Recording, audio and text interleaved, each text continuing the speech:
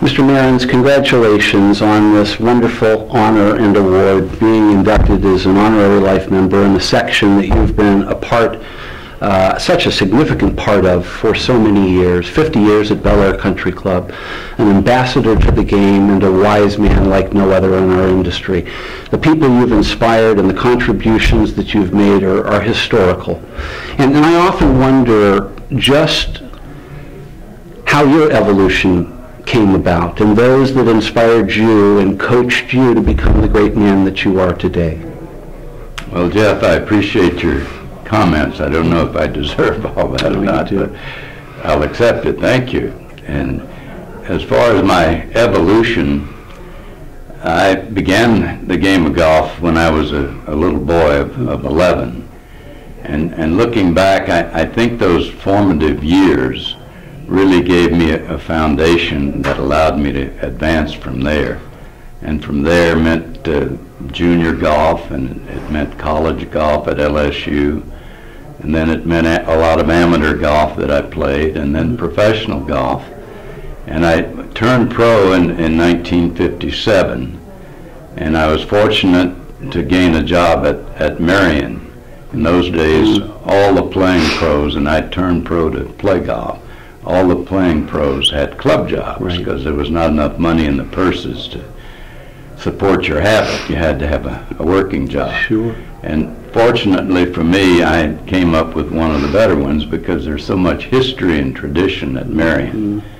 And I think that too was a bedrock foundation for me, because from Merrins I was able to go to a nice club on Long Island as a head pro at Rockaway Hunt, succeeding Dave Marr, and then to Bel Air, where I've been now for 51 years.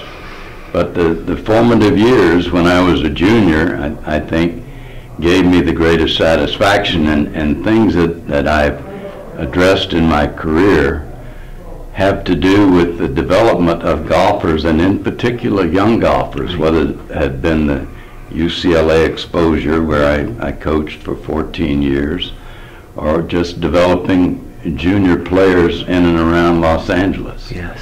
And that's given me great satisfaction and gratification. Well, it's had to have, because when you grow children in the game of golf, you're really growing human beings into fine people for the most part, and it's a noble goal indeed, and no one's done it better than you. The lives you've touched over these many years are significant, and again, you flatter us by just the very person you are, and thank you and congratulations. Thank you, Jeff. And at this point, too, if I may, I'd like to see the PGA follow through with the involvement in junior golf, because all these programs that we're seeing today to encourage young golf can't really work without the support of the PGA. No. Because the 28,000 members of the PGA have access to the courses and the clubs. And somehow our PGA has to get together with the USGA and the R&A, and if we're truly going to develop the game and cause it to grow the way we all want it to grow. Well, boy, I sure agree with that. It is our obligation, and I promise we're marching in that direction. I'm glad to hear that. Thank you. Thanks, Mr. Merrins.